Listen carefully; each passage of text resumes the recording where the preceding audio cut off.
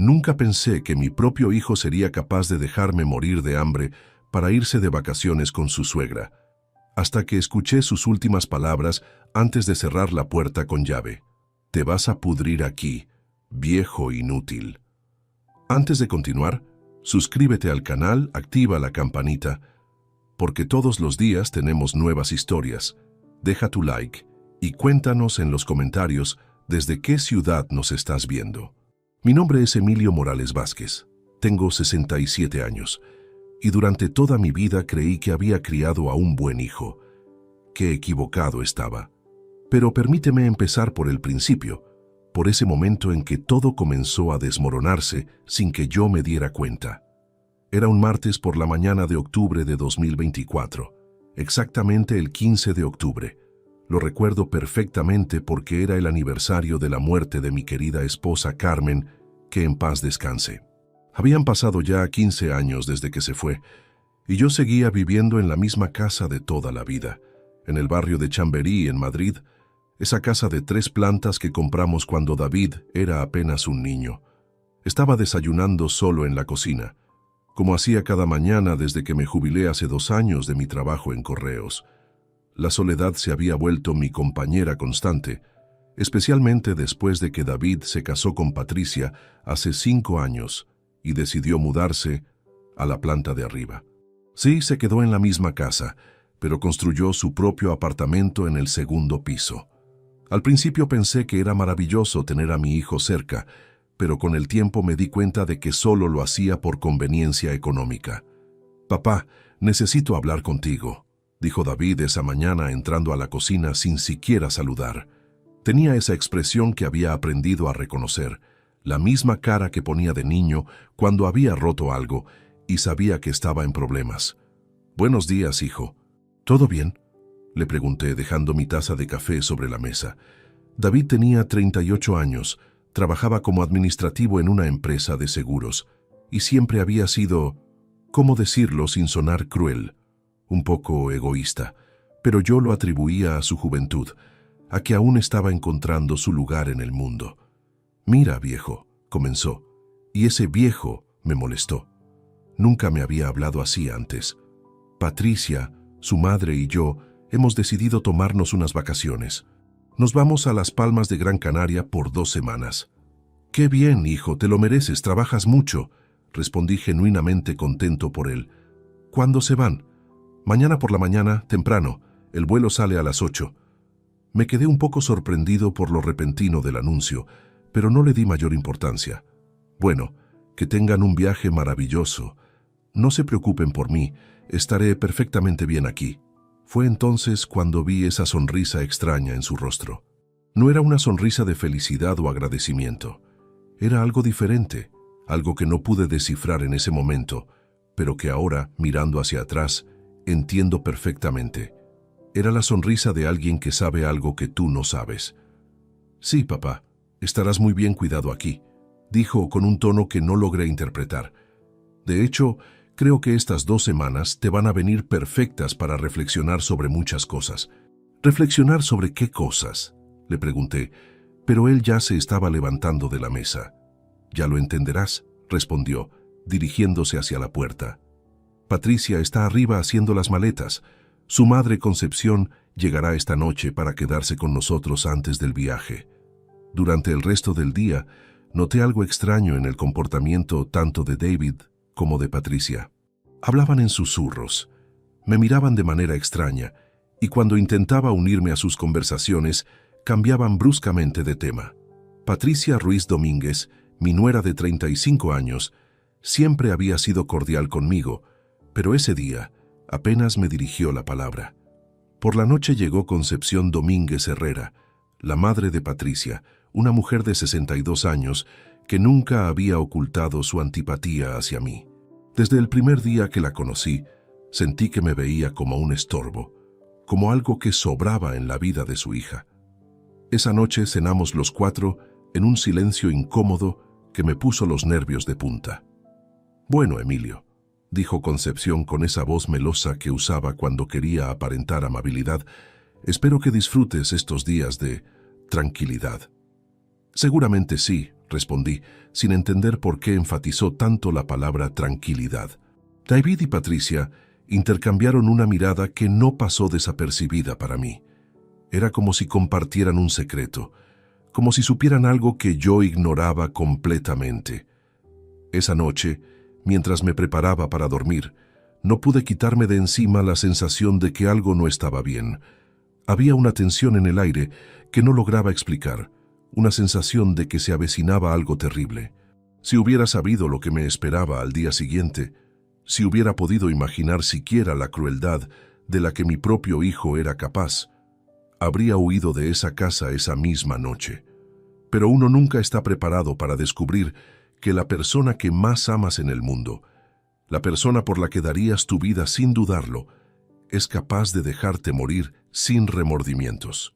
El último pensamiento que tuve antes de quedarme dormido fue una pregunta que me haría durante los próximos días de horror. ¿En qué momento mi hijo dejó de amarme? Desperté aquella mañana del 16 de octubre a las 6:30, como siempre, mi rutina de toda la vida.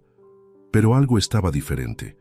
Un silencio extraño flotaba en la casa, como si la vida misma hubiera abandonado estas paredes que durante décadas habían sido mi hogar. Bajé las escaleras hacia la cocina, arrastrando los pies con la pesadez de mis 67 años. Era entonces cuando escuché voces arriba, murmullos apagados que venían del apartamento de David. Parecían estar organizando algo, moviendo maletas, cerrando puertas. Al llegar a la cocina intenté encender la luz. Funcionaba perfectamente. Abrí el grifo para llenar la cafetera como hacía cada mañana desde hace 15 años, pero no salió ni una gota de agua. Giré la llave completamente. Una vez, 2 veces, 3 veces. Nada. Extraño, murmuré para mí mismo, dirigiéndome al baño. Allí tampoco funcionaba ninguna llave. La cisterna del inodoro estaba completamente vacía. Una sensación de inquietud comenzó a crecer en mi estómago. Subí las escaleras hacia el apartamento de David, pero la puerta estaba cerrada. Toqué suavemente. «¿David? ¿Hijo? No tengo agua en toda la planta baja». Escuché pasos acelerados y susurros. Después de unos minutos eternos, David abrió la puerta. Su expresión era fría, calculadora. Detrás de él pude ver las maletas ya preparadas y a Patricia terminando de guardar las últimas cosas. «Ah, sí, papá. Ayer por la noche cerré la llave principal. Había una pequeña fuga y no quería que se inundara todo mientras estuviéramos fuera. Pero, hijo, necesito agua para...» «No te preocupes», me interrumpió con una sonrisa que ahora reconozco como cruel. «Seguramente se arreglará sola cuando regresemos». Concepción apareció detrás de Patricia, cargando su bolso de mano. Me miró con esa expresión de desdén que ya conocía también. «Buenos días, Emilio», dijo con falsa cortesía. «Espero que disfrutes mucho estos días de soledad». A las 7:30 de la mañana, los tres bajaron las escaleras cargando sus equipajes. David llevaba una maleta grande y Patricia 2 bolsos. Concepción caminaba detrás de ellos, mirándome por encima del hombro como si fuera un mueble viejo del que finalmente se habían deshecho. «Bueno, papá», dijo David, dejando las maletas junto a la puerta principal. «Nos vamos ya. El taxi llegará en cualquier momento». «Que tengan un viaje maravilloso», respondí acercándome para despedirme. «¿Cuándo exactamente regresan?» «En 2 semanas, el 30 de octubre», respondió Patricia sin mirarme a los ojos. Fue entonces cuando David hizo algo que jamás olvidaré. Sacó un manojo de llaves de su bolsillo y comenzó a separarlas meticulosamente. Quedó con una sola llave en la mano, la del taxi que acababa de llegar, y tocaba la bocina afuera. «David, ¿qué estás haciendo con las llaves?» «Ah, es que no quiero perderlas durante el viaje. Las voy a dejar guardadas en un lugar seguro». Salió hacia la calle, cargó las maletas en el taxi y regresó. Patricia y Concepción ya estaban afuera esperándolo.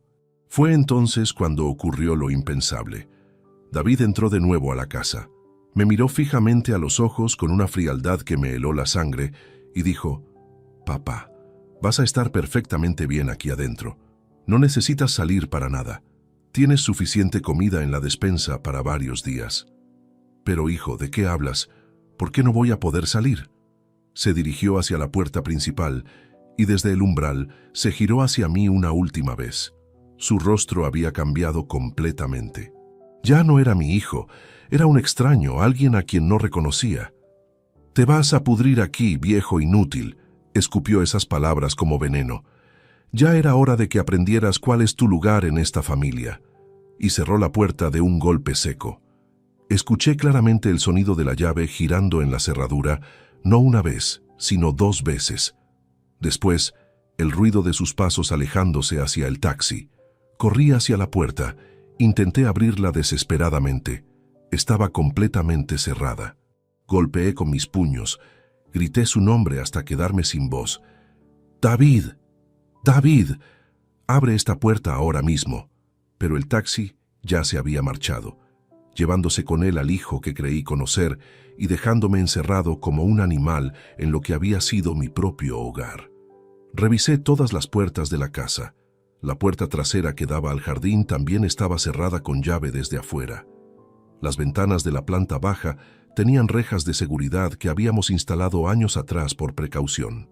Era imposible salir. Durante las siguientes horas, la realidad de mi situación se fue haciendo cada vez más clara y aterradora.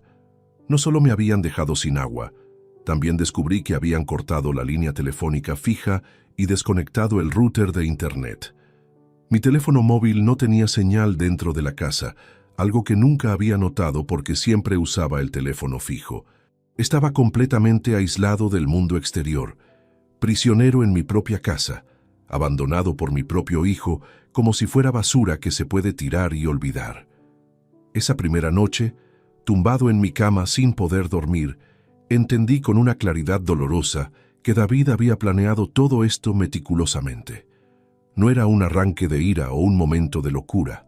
Era un plan fríamente calculado para deshacerse de mí. Las horas siguientes se convirtieron en un calvario silencioso que jamás imaginé que tendría que enfrentar.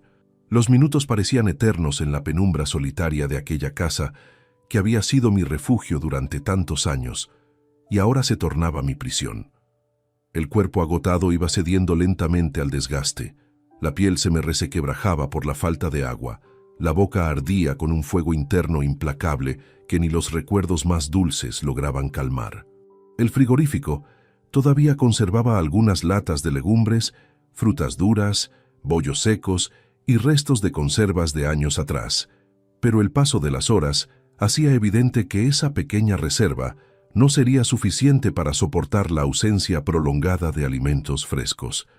El calor creciente de los días aceleraba la desesperación, transformando la sed en una necesidad insoportable que me carcomía desde adentro. En mis momentos más oscuros, la mente vagaba hacia un pasado que se había vuelto ahora incierto. Rememoraba con lágrimas silenciosas las risas de David cuando era pequeño. Recordaba el aroma del guiso que Carmen preparaba con tanto amor para nuestra familia, y a pesar de la nostalgia, sentía que esos recuerdos eran un bien tan lejano como inalcanzable. ¿Cómo había llegado hasta este punto? Pasaba largas horas sentado en el viejo sillón del salón, repasando cada diálogo, cada gesto y cada mirada de los últimos tiempos con David. Algunos detalles que había desestimado, algunas palabras enigmáticas, tomaban ahora un significado doloroso. Las pistas habían estado ahí todo el tiempo, pero yo me había negado a verlas por amor paternal. Las noches eran las peores. El frío se colaba implacable por las ventanas, obligándome a cubrirme con mantas desvencijadas, mientras temblaba no solo por la temperatura, sino por la soledad que me envolvía y el abandono que me pellizcaba el alma. En ciertos momentos me preguntaba si la dignidad podía resistir semejante tormento, si valía la pena seguir luchando. Era la madrugada del tercer día cuando algo cambió en mí. Una furia sorda comenzó a reemplazar a la tristeza. No iba a permitir que mi propio hijo me viera morir como un animal abandonado. Tenía que encontrar una manera de salir de allí, de sobrevivir a esta cruel prueba que me habían impuesto. Recordé entonces con una claridad inesperada la ventana del sótano que había quedado mal ajustada desde hacía meses. Carmen siempre me decía que la arreglara, pero yo la posponía una y otra vez. Ahora, esa negligencia mía podría ser mi salvación. Con pasos vacilantes bajé al sótano, ese lugar húmedo y sombrío que utilizábamos como trastero. Abrí la ventana con dificultad, sintiendo cómo un aire frío y húmedo acariciaba mi rostro y aliviaba la opresión que sentía en el pecho. La reja metálica que la protegía estaba intacta, pero al revisarla con cuidado descubrí que uno de los tornillos estaba considerablemente flojo. Regresé arriba buscando herramientas y encontré un destornillador oxidado que Carmen había dejado olvidado en el cajón de la pequeña mesa del taller. Mi cuerpo temblaba de debilidad, pero la chispa de supervivencia que aún ardía dentro de mí impulsó mis manos temblorosas a intentar una tarea que parecía imposible para alguien en mi estado físico. Durante horas trabajé en aflojar aquel tornillo, manejando el destornillador con una paciencia que no sabía que poseía. El esfuerzo me drenaba completamente, pero también me fortalecía de una manera extraña. Era la batalla épica entre el cansancio físico y la voluntad férrea de no rendirme ante la adversidad. Cuando finalmente logré abrir un pequeño espacio que permitía el paso de mi brazo, sentí una alegría amarga pero vital corriendo por mis venas. Sabía que ese reducido hueco representaba mucho más que una simple abertura. Era la puerta hacia la libertad, hacia la dignidad que David había intentado arrebatarme con su crueldad calculada. Esa misma tarde, mientras el sol agonizaba en el horizonte de Madrid, me arrastré por el estrecho agujero, sintiendo cada raspón en mi piel como una cicatriz permanente de la traición. El miedo y la esperanza batallaban ferozmente en mi interior mientras lograba alcanzar el jardín del vecino, don Aurelio Sánchez, un hombre honorable y generoso que siempre me había mostrado cariño sincero. Al verme en ese estado deplorable, sin dudarlo un segundo corrió a buscar ayuda, y en ese instante sentí que tal vez no estaba tan solo como creía, que aún existían la justicia y la bondad en el mundo, y que mi lucha por recuperar lo que era mío apenas comenzaba a tomar forma.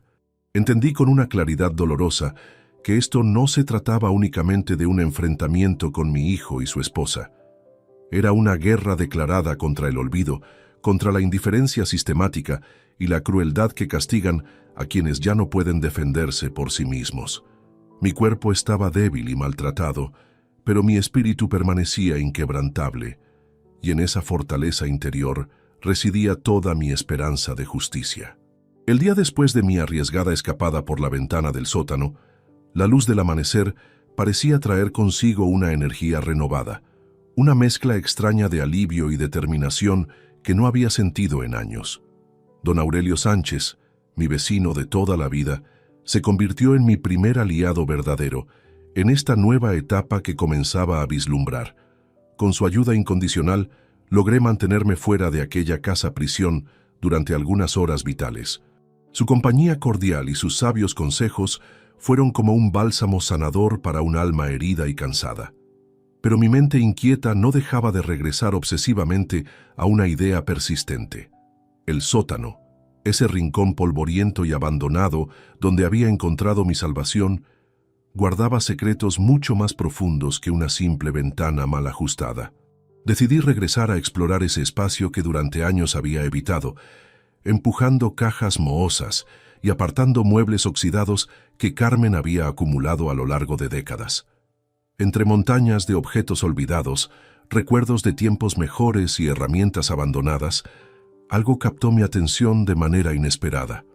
En el rincón más alejado, detrás de una estantería metálica que parecía no haberse movido en lustros, descubrí una caja de madera maciza que destacaba entre el caos circundante. Era pequeña pero considerablemente pesada, cubierta por una capa espesa de polvo que delataba años de abandono total. Lo más intrigante era el sello amarillento que rodeaba toda la tapa, completamente intacto, como si hubiera estado esperando pacientemente el momento preciso para ser descubierto. Mis manos temblaron ligeramente mientras rompía aquel sello que había permanecido inviolado durante tanto tiempo. Al abrir la caja, mi corazón comenzó a latir aceleradamente. En su interior, cuidadosamente organizados y protegidos por fundas plásticas, Había documentos oficiales que parecían narrar una historia completamente desconocida para mí. Contratos notariales, títulos de propiedad, certificados de acciones, extractos bancarios y pólizas de seguro, todos fechados entre 2009 y 2011, años anteriores a la muerte de Carmen. La firma de mi esposa aparecía en cada documento, acompañada por sellos oficiales de bancos, notarías y empresas de inversión que reconocí como instituciones prestigiosas de Madrid. Era como descubrir una vida paralela que Carmen había construido meticulosamente en absoluto silencio, sin jamás mencionar una sola palabra al respecto. Nunca sospeché que ella hubiera desarrollado una estrategia financiera tan sofisticada y silenciosa. Los documentos revelaban inversiones inmobiliarias en propiedades comerciales ubicadas en zonas estratégicas de Madrid y Barcelona, participaciones accionarias en empresas tecnológicas emergentes y fondos de inversión diversificados que habían crecido exponencialmente durante la última década. David y Patricia, obviamente, jamás tuvieron conocimiento alguno de la existencia de este patrimonio oculto. Su ignorancia absoluta sobre estos bienes representaba ahora mi ventaja más poderosa en la batalla que se avecinaba. Con una emoción creciente y un renovado sentido de propósito, trasladé cuidadosamente la caja completa hasta el salón principal. Utilizando el teléfono que don Aurelio generosamente me había prestado, comencé una serie de llamadas estratégicas a despachos de abogados especializados en derecho sucesorio y a las entidades bancarias mencionadas en los documentos. Las primeras confirmaciones llegaron como ondas de choque que transformaron completamente mi perspectiva sobre la situación. El patrimonio total alcanzaba la cifra asombrosa de 2,3 millones de euros, distribuidos estratégicamente entre bienes inmuebles que se habían revalorizado significativamente, acciones de empresas que habían experimentado un crecimiento extraordinario y fondos de inversión que habían generado rendimientos consistentes durante más de una década. Pero la revelación más impactante fue descubrir que ninguno de estos activos figuraba siquiera mencionado en mi testamento actual, ese documento simple que David consideraba definitivo e inmutable. La omisión involuntaria de Carmen había creado una situación jurídica que podía revertir completamente el balance de poder en mi favor. La ironía era perfecta. Mientras David me había abandonado creyendo que controlaba completamente mi futuro económico, la realidad era que desconocía por completo la existencia del patrimonio más valioso que jamás habría imaginado. Su ignorancia arrogante se convertiría en el instrumento de su propia derrota.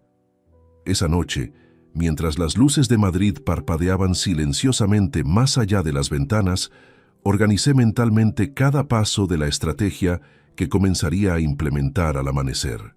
Sabía que el sistema legal podía ser complejo y desafiante, pero también comprendía que la justicia estaría inequívocamente de mi lado si tenía la determinación suficiente para luchar hasta las últimas consecuencias. Las lágrimas regresaron a mis ojos, pero esta vez no eran lágrimas de dolor o desesperación. Eran lágrimas de gratitud hacia Carmen, lágrimas de orgullo renovado y lágrimas de una valentía que creía haber perdido para siempre. La batalla contra el abandono, la traición familiar y el olvido sistemático tenía ahora el arma más poderosa posible, evidencia documental irrefutable y la voluntad inquebrantable de un hombre que se niega categóricamente a desaparecer en silencio. El despertar del quinto día me encontró transformado por completo. La caja con los documentos descubiertos permanecía sobre mi mesa del comedor como un altar silencioso, testimonio tangible de una verdad que cambiaría todo para siempre. Pero comprendí que poseer la evidencia no era suficiente. Necesitaba urgentemente el respaldo de profesionales competentes que pudieran convertir aquel tesoro documental en acciones jurídicas contundentes y efectivas. Don Aurelio, siempre leal y profundamente consciente de la grave injusticia que había presenciado, me acompañó esa mañana hasta las oficinas de un prestigioso bufete especializado en derecho sucesorio y protección integral de personas mayores. El nombre de Miguel Ángel Torres Mendoza Había resonado repetidamente en las recomendaciones de diversos vecinos del barrio, y su reputación profesional era ampliamente reconocida por su integridad inquebrantable y su compromiso genuino con la justicia. Su despacho, situado en una elegante pero discreta oficina cerca del Paseo de la Castellana, irradiaba profesionalismo sereno. Miguel Ángel, un hombre de aproximadamente 50 años, con canas distinguidas y mirada penetrante, me recibió con una calidez humana que inmediatamente disipó mis nervios acumulados. Escuchó atentamente cada detalle de mi dramático relato, desde el abandono cruel hasta el descubrimiento fortuito de los documentos. Sus ojos se llenaron gradualmente de indignación contenida mientras examinaba meticulosamente cada papel, consultando bases de datos oficiales para verificar la autenticidad de cada certificado y contrato. «Señor Morales», declaró finalmente con voz firme, «lo que tiene usted en sus manos representa un patrimonio extraordinario que jamás fue declarado en su testamento vigente. Esta omisión involuntaria abre múltiples vías legales para impugnar completamente el documento actual y presentar demandas civiles que no solo garanticen sus derechos legítimos como propietario, sino que también establezcan precedentes jurídicos contra el abandono familiar». Sus palabras cayeron sobre mí como lluvia bendita sobre tierra reseca. Un plan estratégico comenzó a cristalizarse con cada explicación técnica que el abogado desarrollaba pacientemente. Me detalló que el proceso judicial sería inevitablemente complejo y potencialmente prolongado, pero enfatizó que la justicia estaría inequívocamente de mi lado si manteníamos absoluta coherencia en nuestra argumentación y conservábamos impecable toda la documentación probatoria. Mientras Miguel Ángel elaboraba un cronograma detallado de acciones inmediatas y a largo plazo, regresé a casa con una determinación renovada que no había experimentado en décadas. Por primera vez desde el inicio de esta pesadilla, sentí genuinamente que estaba recuperando el control absoluto de mi propia narrativa vital. Ya no sería meramente la víctima pasiva de circunstancias ajenas. Me convertiría en el protagonista activo de mi destino personal y familiar. El siguiente paso fundamental consistía en identificar y contactar testigos creíbles que pudieran atestiguar legalmente no solo el abandono sistemático que había sufrido, sino también la meticulosidad ejemplar y la honestidad intachable con que había gestionado todos mis asuntos personales y financieros durante décadas enteras. Don Aurelio representaba un testimonio fundamental, pero era imprescindible ampliar significativamente esa base testimonial. Paralelamente, el plan integral incluía medidas urgentes para la protección inmediata e integral de todo mi patrimonio recién descubierto. Establecer cuentas bancarias completamente separadas y blindadas exclusivamente a mi nombre, implementar sistemas de protección legal sobre todas las propiedades inmobiliarias y garantizar que ningún movimiento financiero fraudulento pudiera ejecutarse jamás sin mi consentimiento explícito y documentado. Durante esa misma semana decisiva, Miguel Ángel me acompañó personalmente a diversas entidades financieras de primer nivel para completar todos los trámites necesarios. Establecimos una cuenta bancaria principal con múltiples capas de seguridad tecnológica y jurídica, incluyendo poderes legales específicos que garantizaban que únicamente yo podría autorizar cualquier operación, blindando así, de manera absoluta, todos mis recursos económicos contra cualquier intento de manipulación externa. La burocracia española, notoriamente compleja y exigente, se volvió sorprendentemente manejable gracias a la experiencia profesional y las conexiones institucionales de mi abogado. Cada documento firmado, cada trámite completado meticulosamente, representaba una victoria incremental pero significativa contra quienes habían intentado sistemáticamente borrar mi existencia y anular mi dignidad fundamental. La estructura legal comenzaba a tomar forma sólida, respaldada no solo por evidencia documental irrefutable, sino también por protecciones jurídicas concretas que aseguraban que, independientemente de las maniobras desesperadas que David pudiera intentar implementar, su control sobre mi vida y mis bienes había quedado definitivamente limitado y neutralizado. Al regresar a casa esa tarde, físicamente exhausto pero espiritualmente revitalizado, me hice una promesa solemne e inquebrantable. Jamás volvería a permitir que ninguna persona, sin importar los lazos familiares que pudieran existir, pisoteara impunemente mi dignidad personal o violara mis derechos fundamentales como ser humano. La traición brutal de David había funcionado paradójicamente como la chispa necesaria para encender un fuego interior que había permanecido dormido durante demasiado tiempo. Ahora estaba completamente decidido a mantener esa llama ardiendo intensamente hasta las últimas consecuencias. La verdadera batalla apenas comenzaba, pero tenía la certeza absoluta de que sería épica y definitiva. Lucharía por mi honor, por la memoria sagrada de Carmen y especialmente por mí mismo. Los días posteriores a la consulta con Miguel Ángel fueron decisivos y cargados de una actividad frenética que no había experimentado en años.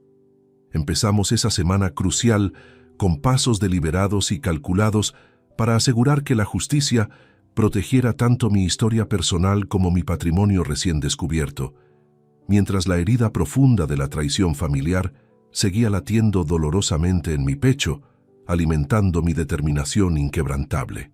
El movimiento estratégico más importante consistió en modificar completamente mi testamento vigente, adaptándolo meticulosamente a la nueva realidad que acababa de descubrir gracias al hallazgo providencial en el sótano. En el despacho silencioso de Miguel Ángel, rodeado de volúmenes jurídicos y diplomas que certificaban décadas de experiencia profesional, firmamos un documento revolucionario que cambiaría definitivamente el rumbo de nuestro destino familiar. El testamento reformulado reflejaba no solamente una distribución equitativa y justa de todos los bienes que Carmen había dejado como legado secreto, sino que incluía una cláusula férrea y cristalina.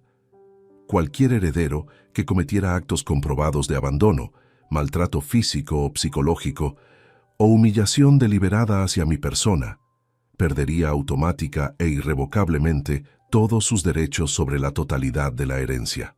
El texto legal, elaborado con precisión quirúrgica por Miguel Ángel y revisado exhaustivamente por especialistas en derecho sucesorio, incorporaba además disposiciones estrictas y específicas para garantizar que mis voluntades se respetaran escrupulosamente, sin excepción alguna. Era mucho más que una simple redistribución patrimonial. Representaba un escudo protector de mi dignidad fundamental como ser humano. Durante esas jornadas intensas, reforzamos también todos los mecanismos de comunicación y vigilancia domiciliaria.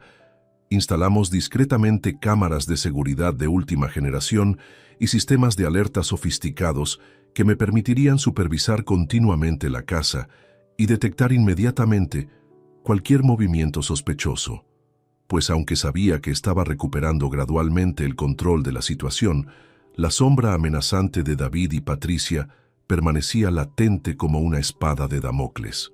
Paralelamente, mi abogado inició formalmente las gestiones judiciales necesarias para interponer una demanda integral por abandono deliberado y maltrato sistemático, respaldada por el arsenal inquebrantable de pruebas documentales recopiladas y mi testimonio coherente y detallado. Los contactos preliminares con funcionarios del tribunal confirmaron que el caso sería tratado con la máxima seriedad, dada la gravedad excepcional del abandono sufrido y la particularidad única de las circunstancias. Para fortalecer sustancialmente nuestra posición legal, organicé meticulosamente una serie de reuniones privadas con diversos miembros respetables de la comunidad, vecinos de confianza y antiguos amigos que habían sido testigos directos del comportamiento progresivamente hostil y despectivo de David y Patricia durante los últimos meses. Esta red testimonial resultaba fundamental para construir un panorama claro, contundente e irrefutable de todo lo que había padecido sistemáticamente. Simultáneamente, con asesoramiento legal especializado, revisamos exhaustivamente contratos comerciales y escrituras de propiedades que podrían verse afectadas por el desarrollo de la disputa familiar, implementando medidas preventivas para garantizar que ningún bien significativo pudiera ser vendido, hipotecado o transferido sin mi autorización expresa y documentada por escrito. De esta manera, neutralizábamos completamente cualquier posibilidad de fraude o manipulación financiera. Miguel Ángel también me instruyó cuidadosamente sobre la importancia crucial de documentar minuciosamente cada incidente futuro y mantener un registro diario exhaustivo de todos los acontecimientos relevantes, creando un archivo cronológico que resultaría invaluable durante los procedimientos judiciales posteriores.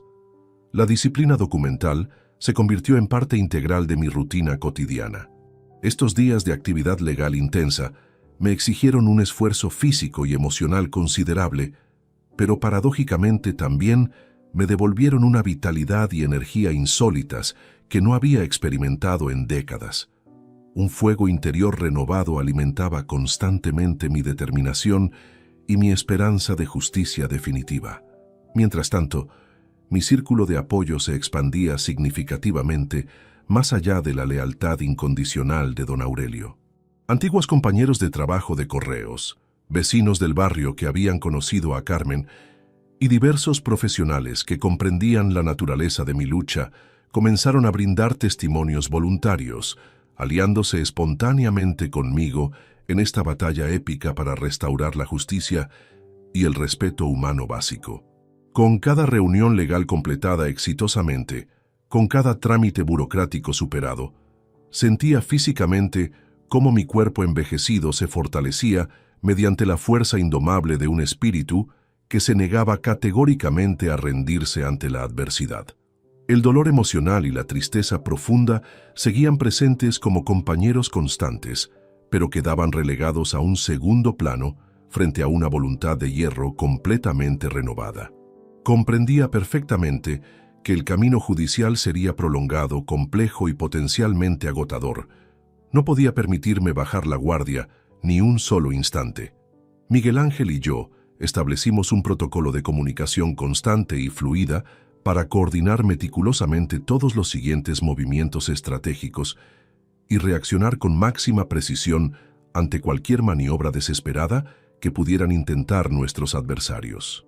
La tensión psicológica era permanente y palpable, pero también crecía exponencialmente mi convicción absoluta de que cada esfuerzo invertido valdría completamente la pena, que la justicia auténtica finalmente prevalecería sobre la crueldad y el abandono sistemático. El Nuevo Testamento estaba firmado y sellado oficialmente. Todas las protecciones legales se encontraban plenamente vigentes. Los sistemas de seguridad funcionaban impecablemente y mi red de apoyo social estaba completamente consolidada. Había establecido un terreno sólido e inquebrantable desde donde comenzar la siguiente fase decisiva de esta lucha trascendental por la justicia personal y familiar.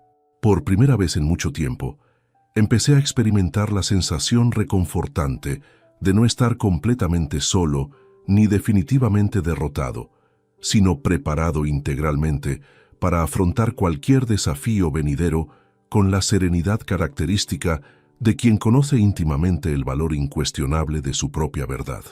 Solo 6 días después de mi traumática escapada por la ventana del sótano, la vida me sorprendió, con un giro completamente inesperado que cambiaría nuevamente el curso de los acontecimientos. La llamada desesperada de Patricia, anunciando que su madre Concepción había sufrido un infarto agudo mientras disfrutaban supuestamente de las vacaciones en Las Palmas, aceleró abruptamente el regreso precipitado de David y su familia a Madrid. El choque emocional que experimenté fue tan intenso como inesperado. A pesar del desprecio profundo que sentía por la actitud deplorable y despreciable que David había demostrado conmigo, no pude evitar experimentar una extraña mezcla de sentimientos contradictorios, incluido cierto alivio inesperado. Sabía perfectamente que su retorno forzado e imprevisto traería consigo un encuentro inevitable, un duelo psicológico silencioso entre el hombre vulnerable que había sido y el guerrero determinado en el que me había transformado gracias a la adversidad. La mañana gris de su llegada inesperada, cuando la luz débil del amanecer madrileño apenas comenzaba a filtrarse tímidamente por las cortinas de la casa, el timbre de la puerta principal retumbó estridente y desconcertante, rompiendo el silencio matutino. Mi corazón comenzó a acelerarse violentamente, experimentando una mezcla explosiva de nerviosismo anticipatorio y firmeza inquebrantable, perfectamente consciente de que ese momento decisivo había estado aguardando durante días con una combinación única de cautela estratégica y miedo visceral. Abrí la puerta principal con manos ligeramente temblorosas, pero manteniendo una mente completamente clara y alerta. David apareció físicamente agotado, acompañado por Patricia visiblemente alterada y su madre Concepción, quien mostraba inequívocamente en sus ojos cansados el reflejo auténtico de la preocupación genuina por los problemas graves de salud de los que había sido víctima reciente. El ambiente doméstico estaba palpablemente cargado de tensión, pero era fundamentalmente distinto de aquella atmósfera tóxica que había inundado cada rincón de la casa durante las semanas anteriores. Patricia evitaba deliberadamente enfocar su mirada directamente en mis ojos, sumida evidentemente en una lucha interna devastadora entre la culpa creciente y la confusión emocional absoluta. Concepción, por el contrario, mantenía su característica distancia fría y calculadora, observando meticulosamente cada gesto mío con el desapego estudiado y la cautela estratégica que siempre la habían caracterizado. David, sin embargo, parecía un hombre completamente transformado por las circunstancias. La arrogancia despótica y el desdén cruel que había exhibido durante nuestro último encuentro habían sido dramáticamente reemplazados por un rostro profundamente marcado por la culpa contenida y una incomodidad creciente que resultaba imposible de disimular. Era un hombre visiblemente roto, enfrentando directamente por primera vez el peso abrumador de sus propios errores imperdonables. Sin mediar palabra alguna, depositó cuidadosamente sobre la mesa del comedor una bolsa de plástico conteniendo medicinas meticulosamente organizadas y algunos alimentos básicos de emergencia. Un gesto aparentemente simple que, paradójicamente, abrió una puerta extremadamente tenue hacia la remota posibilidad de una eventual reconciliación familiar. En ese momento preciso y crucial, tomé la decisión estratégica de no mantener más tiempo el silencio. Revelé sin el menor titubeo todo lo que había descubierto providencialmente en el sótano durante mi cautiverio. La existencia del legado económico completamente oculto, la caja misteriosa con documentos oficiales que testimoniaban años enteros de sacrificio silencioso y previsión meticulosa por parte de Carmen, y especialmente el valor económico real de esos bienes patrimoniales que superaba ampliamente los 2.300.000 euros. Todo este patrimonio sustancial nunca había sido siquiera considerado o sospechado por David, ni Patricia, durante todos estos años. El rostro de David se tornó instantáneamente pálido como la cera. Sus ojos se abrieron desmesuradamente en un reflejo involuntario de incredulidad absoluta, mezclada con terror creciente. Saqué deliberadamente de mi bolsillo interior los extractos bancarios oficiales y los documentos legales fundamentales que Miguel Ángel había enviado confidencialmente esa misma mañana por correo electrónico certificado, dejando cristalinamente claro que el equilibrio de poder familiar ya no estaba en sus manos manipuladoras. La atmósfera doméstica se volvió inmediatamente tensa hasta volverse casi irrespirable. Patricia intentó desesperadamente suavizar la conversación explosiva mediante palabras aparentemente conciliadoras, representando un intento patético de reparar puentes ya definitivamente quemados, esfuerzo que fue abruptamente interrumpido cuando presenté solemnemente la copia oficial del Nuevo Testamento, completamente reformulado.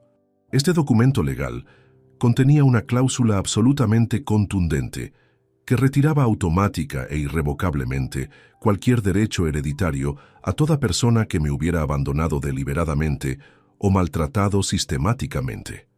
David, entonces completamente perdido y psicológicamente quebrado, cayó desplomado pesadamente en una silla del comedor. Las lágrimas comenzaron a surcar descontroladamente su rostro envejecido mientras pronunciaba palabras desesperadas que jamás en mi vida creí que escucharía salir de sus labios. «Papá, por favor, te suplico que me perdones.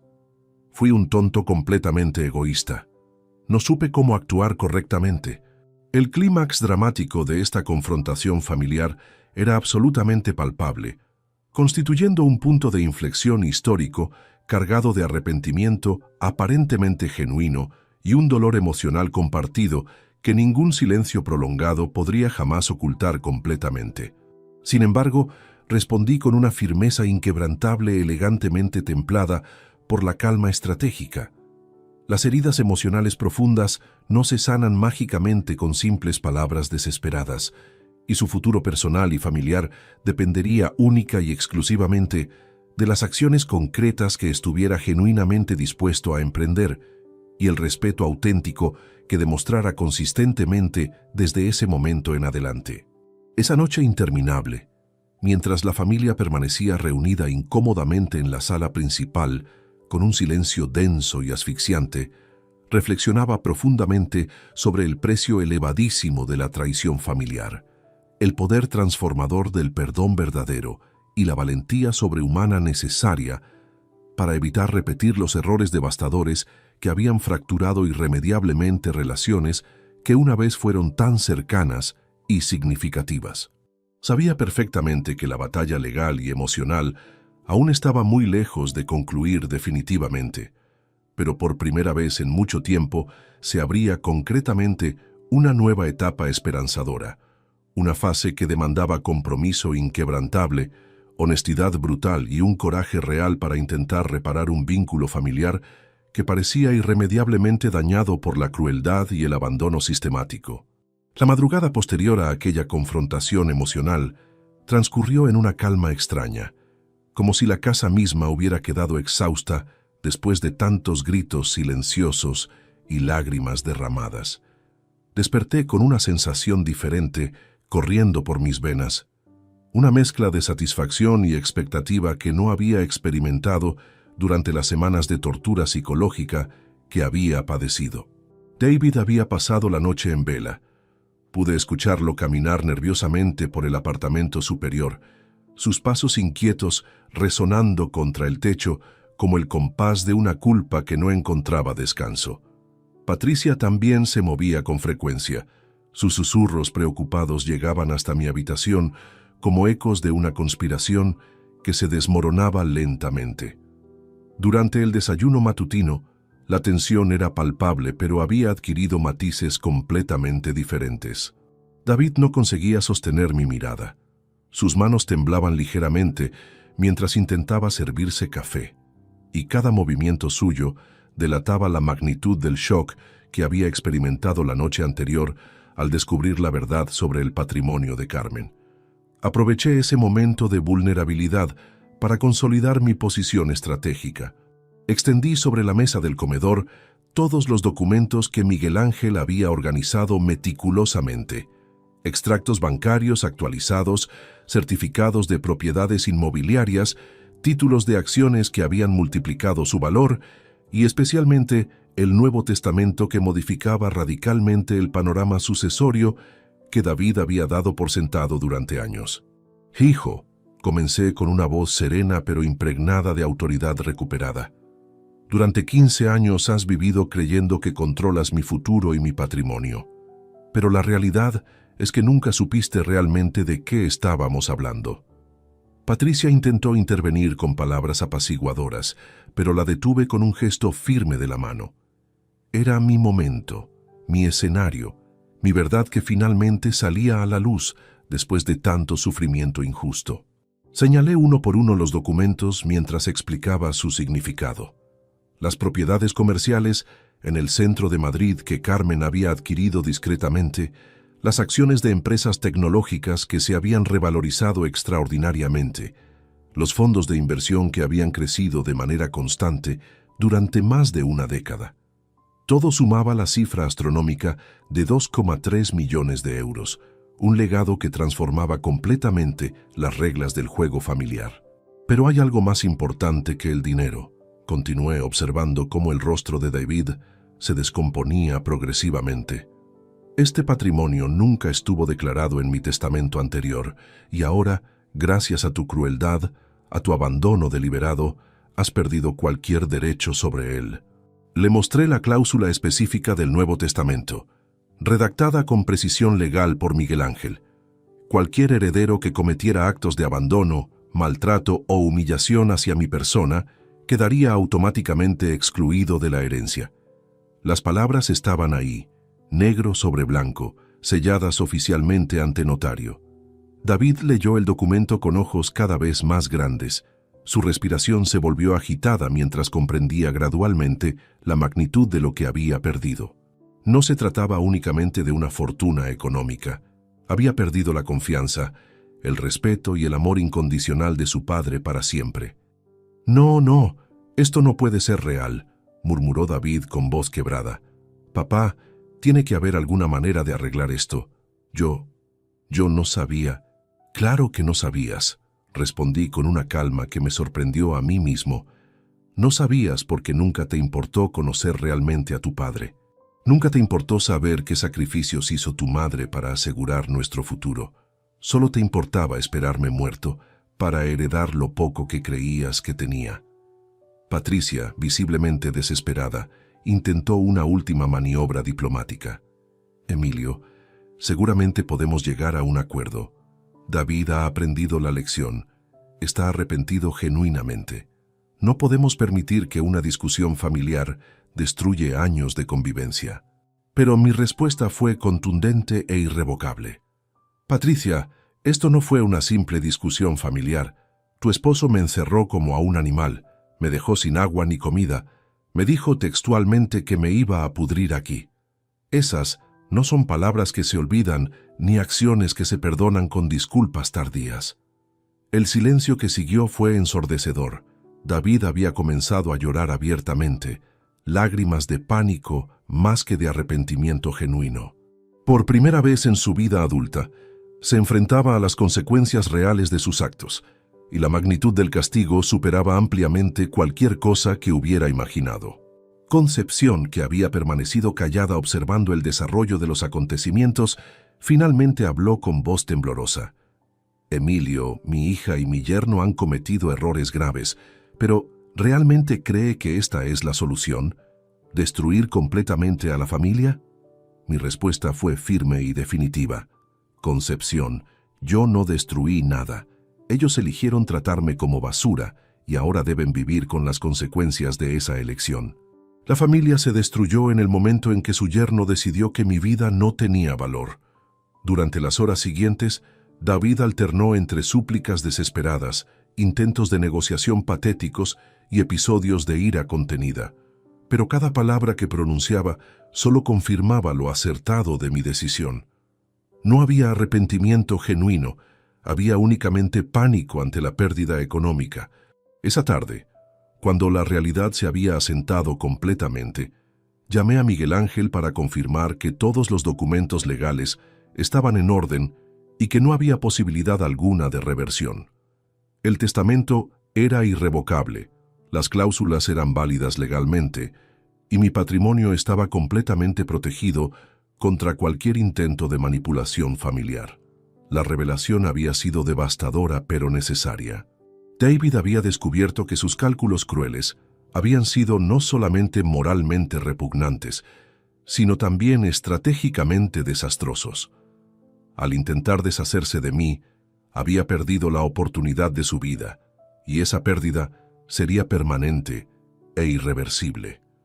Por primera vez en meses, me acosté esa noche con una sonrisa en el rostro. La justicia, aunque tardía, finalmente había llegado de la manera más contundente posible, a través de la verdad irrefutable y las consecuencias inevitables de la crueldad gratuita. Los días que siguieron a la devastadora revelación del patrimonio oculto se convirtieron en una montaña rusa emocional que jamás hubiera podido anticipar. David, visiblemente derrotado pero incapaz de asimilar plenamente la magnitud del daño irreversible que había causado, se sumergió en una espiral descendente de arrepentimiento tardío y desesperación abrumadora que lo consumía lentamente desde adentro. Las súplicas comenzaron inmediatamente, de manera directa y cada vez más desesperada. David me buscaba en todo momento del día, acechando mis movimientos por la casa, esperando cualquier oportunidad para interceptarme con palabras que pudieran ablandar mi corazón endurecido y revertir mágicamente la sentencia implícita en el Nuevo Testamento. Sus lágrimas parecían sinceras en apariencia, pero para mí reflejaban principalmente la angustia profunda por todo lo que había perdido y no un verdadero entendimiento del daño psicológico que me había infligido sistemáticamente. Durante una de esas confrontaciones emotivas, cuando la luz dorada del atardecer madrileño caía lentamente sobre los tejados de Chamberí, David hizo algo que jamás creí que vería en mi vida.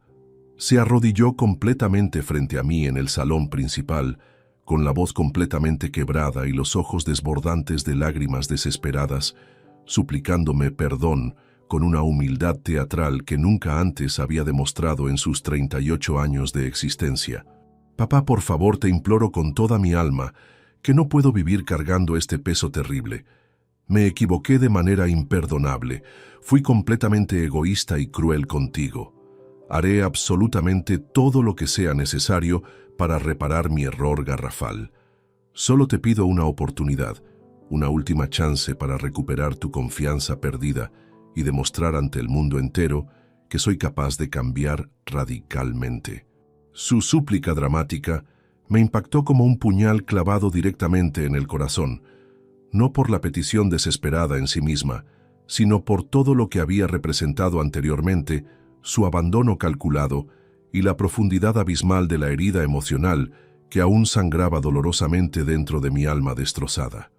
Sin embargo, conseguí mantener la calma férrea y una apariencia de serenidad inquebrantable que se había convertido progresivamente en mi mejor escudo protector.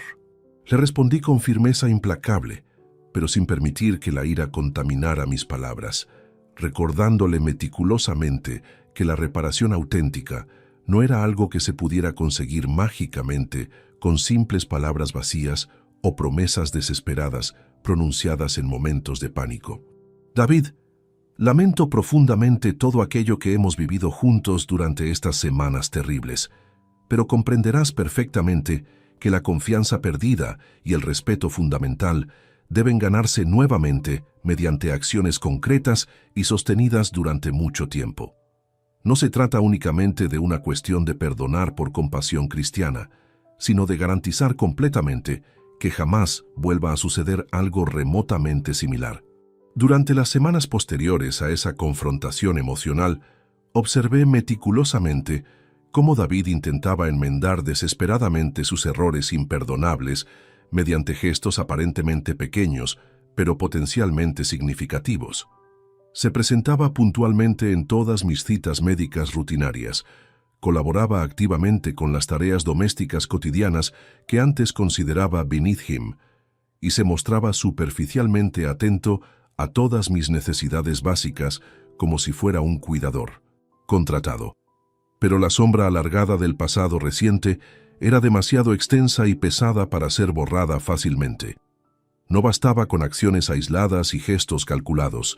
El camino hacia una eventual reconstrucción relacional era extremadamente arduo y complejo, y yo tenía completamente claro que no habría absolutamente ninguna marcha atrás en las decisiones legales irrevocables que había tomado para proteger definitivamente mis derechos fundamentales. Patricia, por su parte, intentaba mediar constantemente en medio del conflicto familiar explosivo. Su postura era notablemente más pragmática y calculadora, buscando desesperadamente mantener a David emocionalmente cerca de mí, temiendo profundamente las consecuencias económicas devastadoras y las repercusiones sociales humillantes de una ruptura familiar definitiva que arruinaría completamente sus planes futuros. En múltiples ocasiones tensas, nos reunimos formalmente alrededor de la mesa del comedor para discutir exhaustivamente posibles acuerdos temporales, soluciones intermedias creativas o formas prácticas de formalizar legalmente una convivencia mutuamente respetuosa que pudiera funcionar a largo plazo.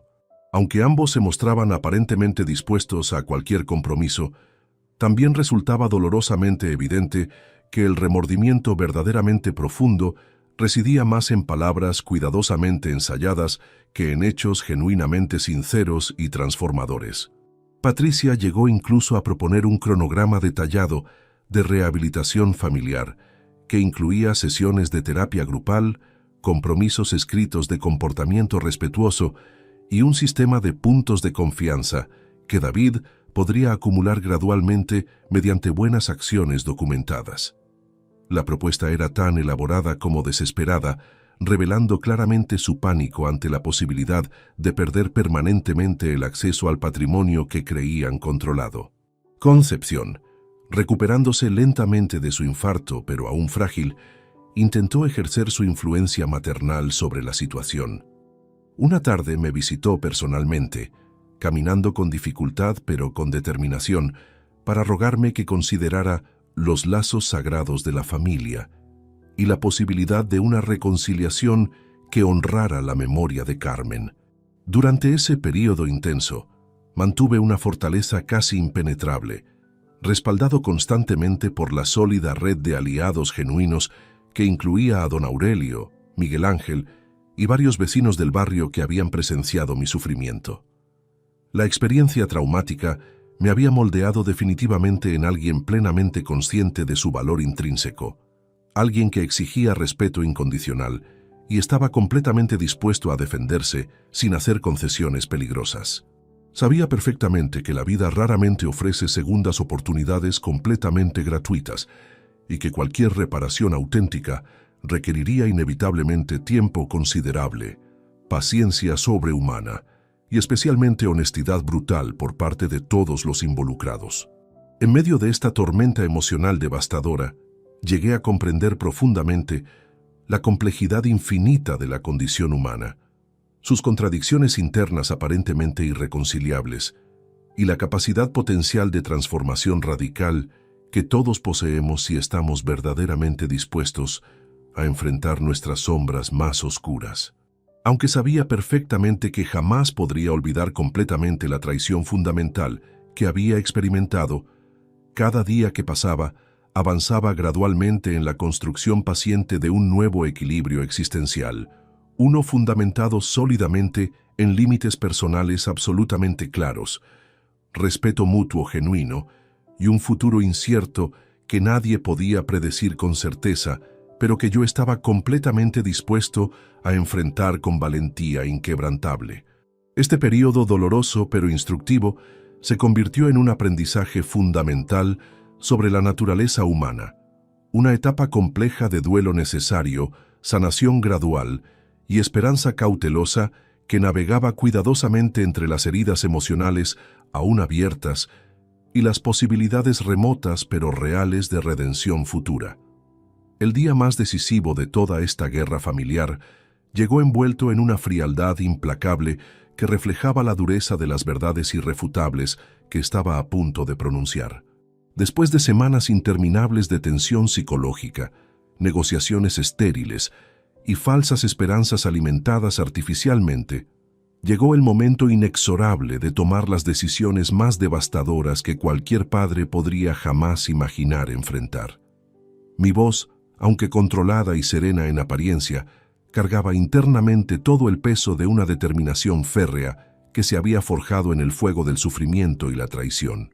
Durante la reunión familiar definitiva que convoqué formalmente en el salón principal de la casa, tanto David como Patricia se encontraban visiblemente tensos, pero mantenían una expectativa casi infantil de que finalmente cedería, de que el amor paternal incondicional terminaría superando mágicamente la traición calculada y el abandono sistemático que habían perpetrado contra mí. Sin embargo, yo había llegado completamente resuelto a mantener inquebrantablemente mis límites personales, defender sin concesiones mi dignidad recuperada y establecer un precedente absolutamente claro y definitivo que resonaría por el resto de nuestras vidas. Les expliqué con una calma glacial pero educada que no existiría absolutamente ninguna segunda oportunidad sin condiciones estrictísimas y un compromiso real, tangible y verificable de cambio profundo. Les detallé meticulosamente la modificación irrevocable del testamento, documento legal que retiraba automáticamente cualquier derecho hereditario a toda persona que me hubiera abandonado deliberadamente o maltratado de cualquier forma. No se trataba de una amenaza emocional o un chantaje manipulativo, sino de la consecuencia lógica e ineludible de sus propios actos conscientes y calculados. David intentó desesperadamente explicar con voz temblorosa y quebrada que había cometido errores garrafales, que ahora comprendía supuestamente la magnitud del daño infligido y que estaba genuinamente dispuesto a reparar todo el mal causado. Patricia, por su parte, intentó diplomáticamente suavizar la atmósfera explosiva de la conversación, sugiriendo elaborados acuerdos temporales, sesiones de mediación familiar profesional y cronogramas detallados de rehabilitación relacional.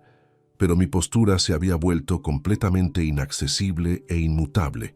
Dejándoles cristalina la advertencia final, comuniqué solemnemente que a partir de ese momento preciso me mudaría definitivamente a un apartamento completamente independiente en el centro de Madrid, un movimiento estratégico diseñado para protegerme integral física, emocional y legalmente de cualquier intento futuro de manipulación o agresión.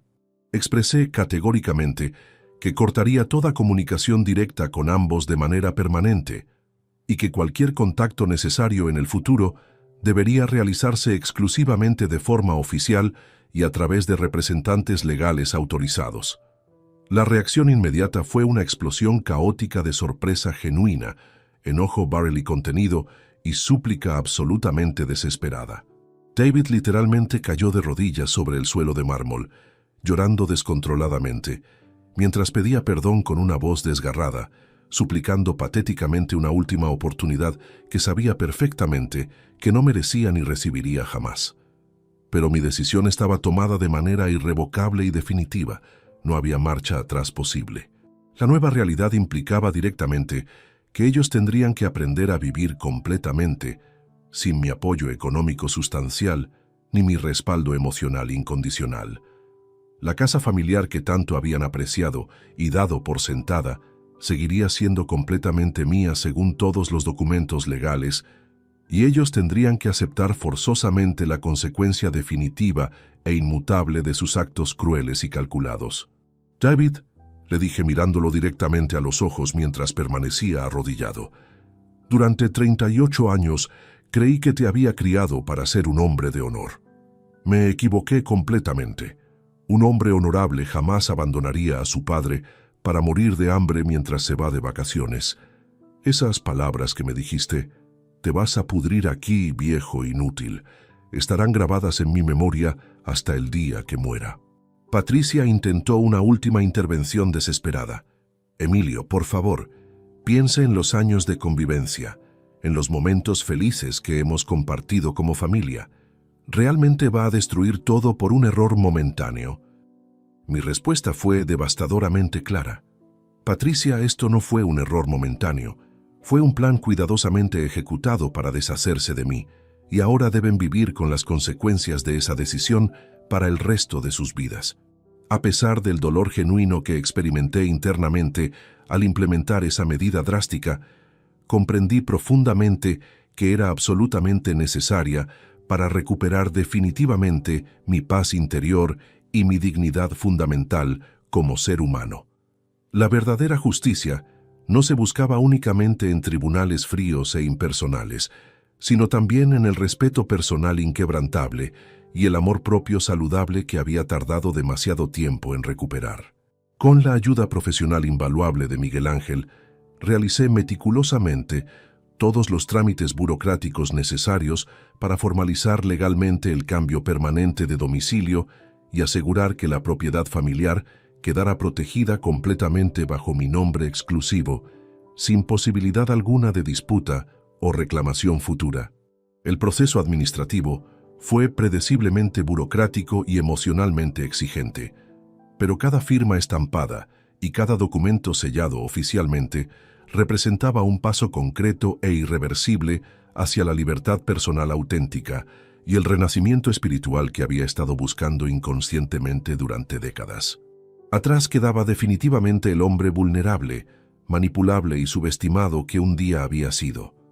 Adelante se erguía un hombre completamente transformado, fuerte en su convicción y absolutamente decidido a vivir el resto de su existencia bajo sus propias reglas inquebrantables.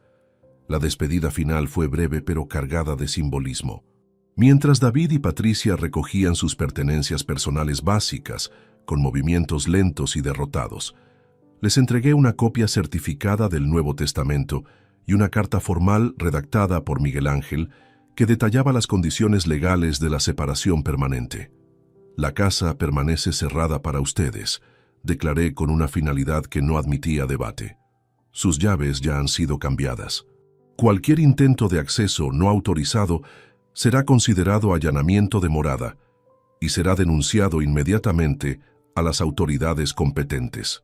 Esa noche, sentado completamente solo en el salón de la casa que finalmente había recuperado, reflexioné profundamente sobre la naturaleza compleja del dolor humano, la increíble fuerza de supervivencia que todos poseemos cuando nos vemos empujados al límite, y la importancia fundamental de establecer límites personales absolutamente claros para evitar que la traición y el abuso vuelvan a fracturar irreparablemente nuestro mundo interior. Sabía perfectamente que mi vida había cambiado de manera irrevocable y permanente, pero ahora podía enfrentar el futuro incierto con dignidad restaurada, orgullo genuino y la convicción absolutamente segura de que el respeto fundamental hacia mi persona había sido restaurado completamente, aunque el precio pagado hubiera sido extraordinariamente alto y doloroso. La batalla épica había sido indudablemente larga, brutal y emocionalmente devastadora, pero el triunfo final era tangible, personal y completamente merecido. Había dejado atrás definitivamente no solo un hogar físico que se había convertido en prisión, sino también una etapa completa de mi existencia, marcada por la humillación sistemática, para comenzar un capítulo completamente nuevo, con la cabeza erguida orgullosamente y el corazón finalmente en paz.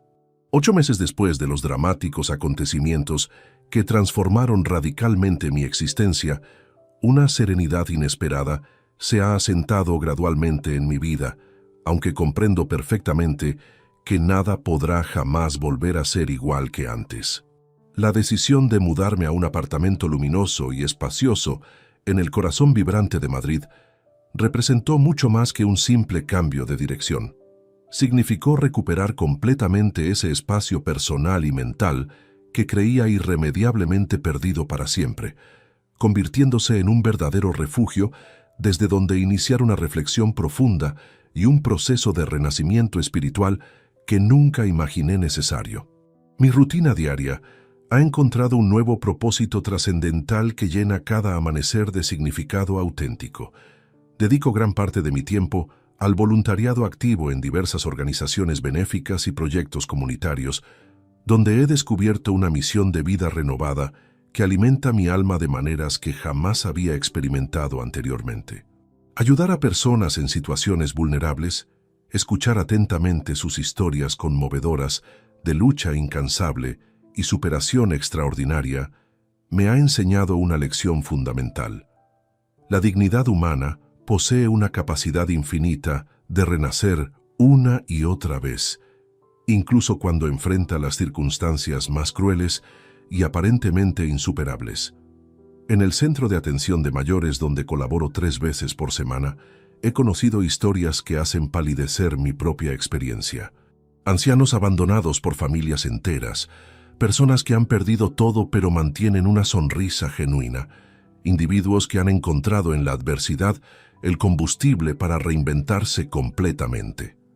Cada testimonio me confirma que mi lucha no fue en vano, que defender la dignidad personal es un acto revolucionario que trasciende las circunstancias individuales. Paralelamente, David enfrenta día tras día las consecuencias devastadoras de sus decisiones fatales y calculadas. Ha perdido definitivamente la casa familiar que tanto valoraba. Sus empleos actuales son precarios y constantemente fluctuantes, y la distancia emocional y física que él mismo construyó meticulosamente se ha consolidado como un muro aparentemente infranqueable.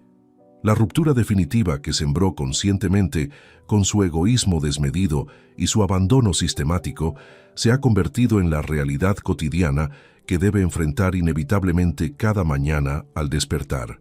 Según información que llega hasta mí a través de don Aurelio, quien mantiene contactos ocasionales con antiguos vecinos del barrio, David trabaja actualmente como repartidor de comida a domicilio y vive en un pequeño apartamento alquilado en las afueras de Madrid. Patricia ha regresado a vivir con su madre Concepción, quien se recuperó satisfactoriamente del infarto, pero mantiene una salud delicada que requiere cuidados constantes. La ironía de la situación no pasa desapercibida. Ahora Patricia experimenta directamente lo que significa cuidar a una persona mayor sin recursos económicos abundantes ni apoyo familiar sólido. En la tranquilidad reconfortante de mi nuevo hogar, rodeado de libros que finalmente tengo tiempo para leer y fotografías de Carmen que me acompañan silenciosamente, reflexiono constantemente sobre la totalidad de lo vivido. La traición profunda que jamás imaginé posible, el abandono emocionalmente insoportable, el dolor físico y psicológico que parecía interminable, pero también la fortaleza resiliente y la capacidad extraordinaria de reconstrucción personal que ningún ser humano debería jamás subestimar o dar por perdida. Esta experiencia traumática pero profundamente educativa me ha transformado completamente en un hombre fundamentalmente más fuerte, plenamente consciente de mis límites personales y absolutamente preparado para defenderlos con la determinación férrea que solo la experiencia directa del sufrimiento puede forjar en el alma humana. Comprendí finalmente, con una claridad que me sorprende por su simplicidad, que el respeto auténtico no es un regalo que se mendiga humildemente ni una concesión graciosa que se ofrece por compasión, sino un derecho fundamental que se exige sin disculpas y se gana mediante actos consistentes y decisiones firmes que demuestren integridad personal.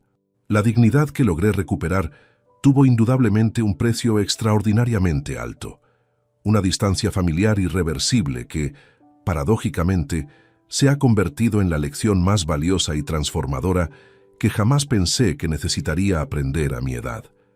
Durante las tardes silenciosas, cuando el sol se oculta detrás de los edificios madrileños y la ciudad comienza a encender sus luces nocturnas, a menudo pienso en Carmen.